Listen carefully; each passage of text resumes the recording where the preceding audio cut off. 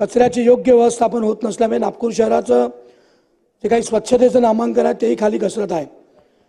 आज एकेकाळी पहिल्या नंबरवर होता, 27वर नंबर आहे। KMG कंपनीला सल्लागार म्हणून नेमले आहे, तरी शहराच्या स्वच्छतेत अपेक्षित सुधारणा झाली नाही। अपयशी ठरलेल्या कंपन्यांना मोठी कंत्राटे कोट्यवधी देयक देण्यात आले आहेत।